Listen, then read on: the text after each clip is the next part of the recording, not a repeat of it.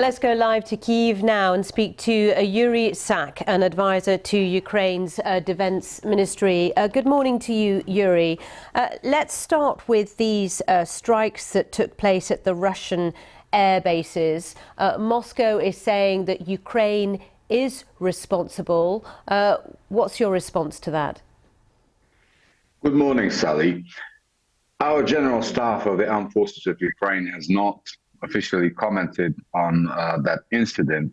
What we know is that two strategic bombers have been blown up by this incident, and Ukrainian officials have not provided any comments that could either prove or deny Ukraine's involvement in this, and we'll have to wait and see what will be the official position. But what we can say, of course, with certainty is that considering that this is exactly the type of strategic bombers which Russia is using to carry out their missile attacks, their missile terror, we can only be happy that, there's two less of those.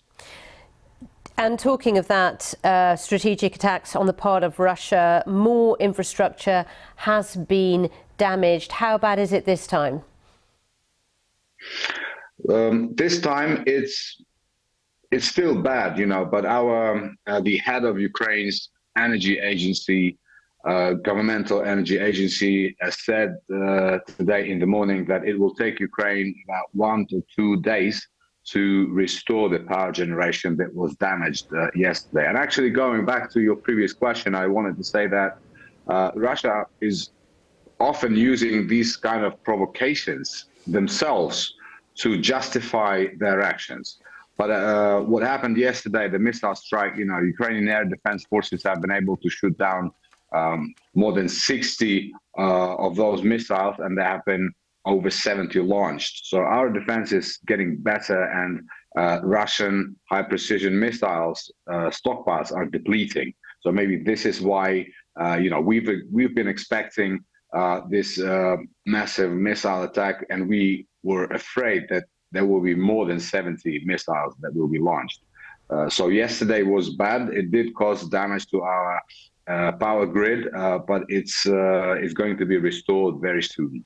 But if Russia continues with this strategy of targeting specifically the power grid in key cities such as Kyiv and other major cities, putting millions of people out of power at a time when it's extremely cold, how long can you sustain that for? You keep repairing the grid, but at some point, where does this end? That's a good question.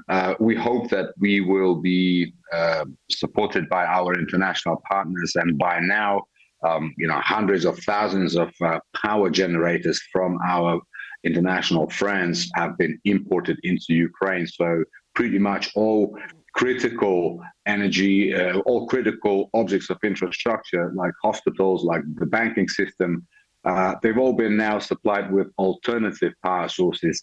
So we understand that this missile terror will most probably continue, but we are preparing for it. And, as our president, Mr. Zelensky, said yesterday, this will be, for Ukrainians, this will be a winter of invincibility. We have to be strong. We have to stay strong.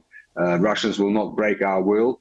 And, we will continue to fight, and we will win.